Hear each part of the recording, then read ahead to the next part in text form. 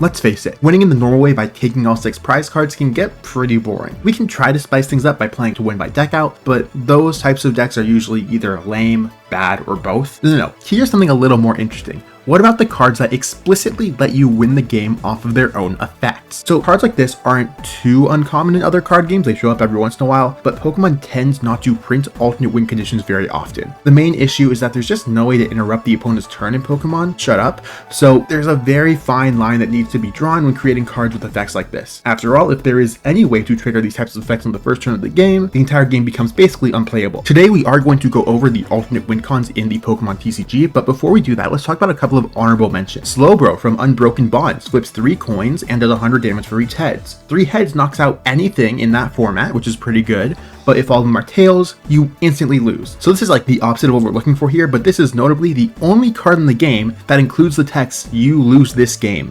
So kind of interesting. I'll give another shout out to Anthea and Concordia from Ascended Heroes. This is a very recent card which says if you have Ends Darmanitan, Ends Zoroark EX, Ends Vanillux, Ends Klinklang, Ends Reshiram, and Ends Zekrom in play, and you take a knockout on your opponent's active Pokemon using an Ends Pokemon's attack, you get 3 extra prize cards. So really wordy and says ends a lot, but this is basically ends Exodia. If you build this perfect board and take a knockout, you take 3 extra prize cards. If you knock out a Mega, you win the entire game in 1 knockout, although this card was very intentionally designed to be very unrealistic to pull off. Now with that, let's get into the main cards proper.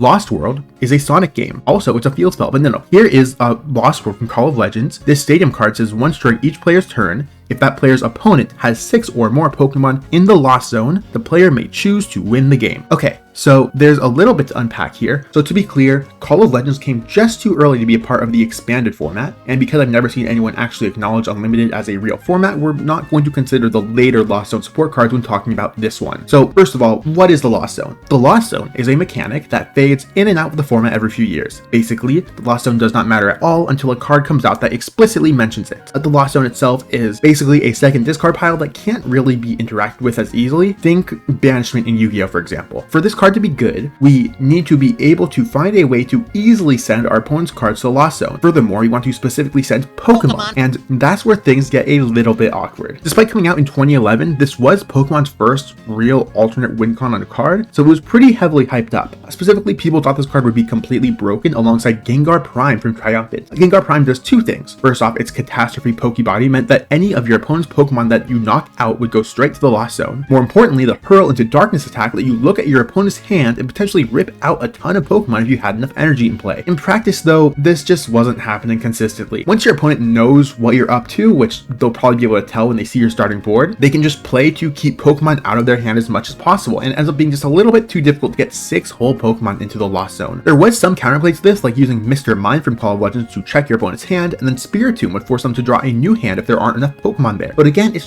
that's a lot of work, and it's not the most consistent thing in the world. Finally, a deck like this could also make use of Mime Jr. from Call of Legends. Mime Jr.'s Sleepy Lost would put a card from the top of your opponent's deck into the Lost Zone, and you kind of just have to hope you hit a Pokemon. Then Sweet Sleeping Face would hopefully buy you the time to do it again. Again, kind of rough. There were far better cards that had the Sweet Sleeping Face ability, so while Mime Jr. was something, it generally wasn't really great. Still, people did try to make this deck work. Here is an example deck list of what you might have played if you were trying to make this card work back in the day, but from what I could tell, there was never any real competitive success coming from Lost World. Instead, this card's entire legacy would boil down to being a prime example of a card being hyped up to major levels and just failing to live up to expectations. It's certainly a very cool and unique card, but it's just too clunky to really do anything consistently. I'm gonna be annoying and put this in now. I think like 5% of my viewers are actually subscribed, so if you enjoy this stuff, please just subscribe. It helps me out a lot. That's all. Thank you very much. Moving on.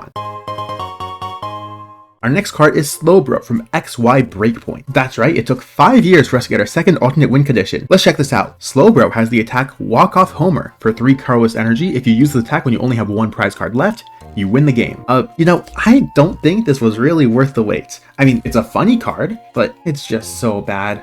First of all, setting this thing up is already a hassle, because if you take out 2 of your opponent's EXs, they'll still have 2 prize cards remaining, at which point killing the 3rd EX will be the best way to close out the game, and you'll never even meet the condition to use this attack in the first place. And I'll be so real with you, if you get down to just 1 prize card remaining, and you can set this card up and the energy to attack with it more easily than just taking any 1 knockout, something has gone seriously terribly wrong. Let's keep going.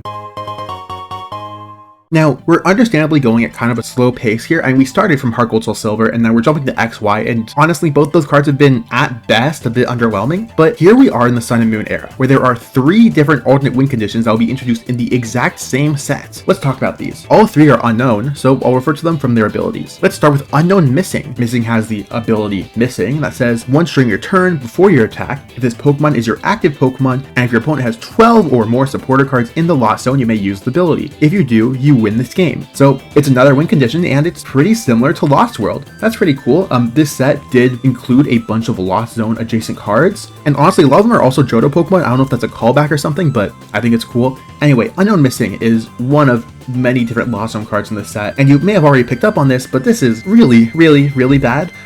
So the new cards do make it easier to get stuff into the Lost Zone, but 12 is a much larger number than 6. And far worse here, you need to put supporters into your opponent's Lost Zone instead of just Pokemon, which, like, some decks don't even play 12 supporters.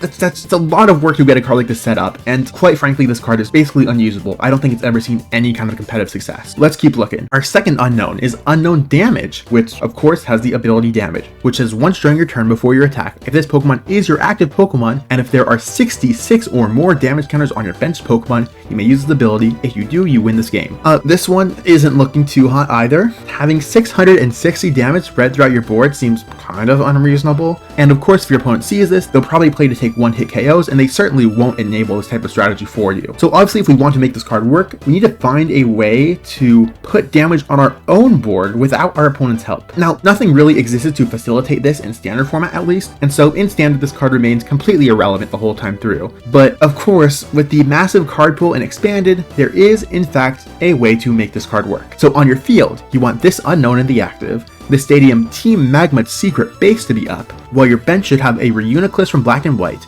a Weavile from Steam Siege, 2 Magikarp and Wailord Tag Team GX, and finally you want a Klefki from Steam Siege in your hand. So how this combo works is you play Klefki onto your bench. Team Magma's secret base will put some damage onto it. Next, Reuniclus' ability will move that damage from Klefki anywhere else on your board. Klefki's ability can turn it into a tool card. And finally, Weavile's ability will return that tool right back to your hand. You can repeat this infinitely until you finally have enough damage on your board to win the game. So obviously this combo has a lot of different pieces.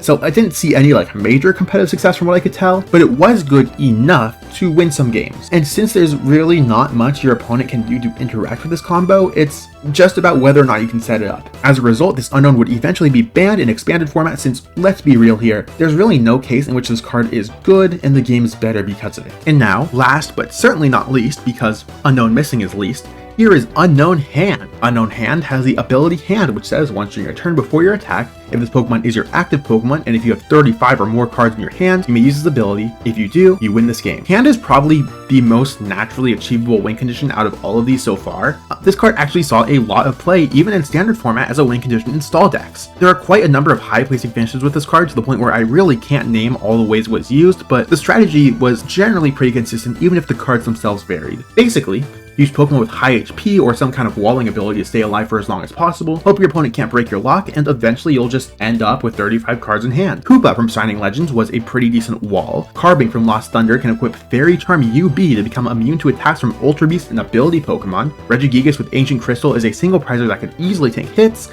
and a card like Acerola or Max Fusion could easily remove the damage from any of these cards if you needed to. There were a pretty wide variety of cards that were used here, but it pretty much boiled down to the same thing, which is this Pokemon can take hits, so let's just leave it in the active until we can use Unknown Hand. And so, just like Damage, this card would end up receiving a ban in Expanded. I can't find any instance of this card being used in Expanded before the ban, but let's be real, this is a card that was going to become a problem eventually. And so it's probably for the best that they removed it early. I have no clue what was going on in the Sun and Moon era. Again, 2 cards that were banned and Expanded, 3 alternate win conditions in the exact same set. They were just doing whatever they wanted here. I don't know. I love the energy. I know tag teams were an issue, but everything else here seems so fun. Can we just bring back Sun and Moon? I don't know. I think it could be cool. That's all. Now, after the disaster of those previous unknowns, our next win condition would come around in the Sword and Shield era on Unknown V, which, look at it, right? It's Unknown V, and it's a V, because it's Unknown V. Anyway, for 3 colorless energy, this Pokemon can use a victory symbol, which says if you use the attack when you only have 1 prize card remaining, you win this game. So it's just Slowbro again. Yeah, it's bad. I mean, now it's a 2-prizer, great. I guess we've also just decided that Unown's gimmick is alternate win cons now, which I mean, like, cool. Here's this alternate artwork which spells out victory symbol in its text. That's cool, but again, there's really nothing to add to a card like this. Moving on. The last card with an alternate win condition is another Ends card. With how interesting Ends deck is, this must be a very interesting attack too, right? For a Psychic and 2 colorless, victory symbol says if you use this attack when you have exactly 1 prize card remaining, you win this game. It's Unown V again. Like, even the attack name is the same. It's just not great. I will say though, this card did see competitive play. It was used in some Ends decks. It was never like the best option or even popular at all, but like, you could play the card and still win. That's something. And honestly, I'm sure the mental damage of just playing this card onto the board is enough to get you ahead sometimes, right? Additionally, both Sigilyph and Unown have one other thing in common. They're both Psychic types. Both of these cards could go into a Gardevoir deck as the funniest finisher ever.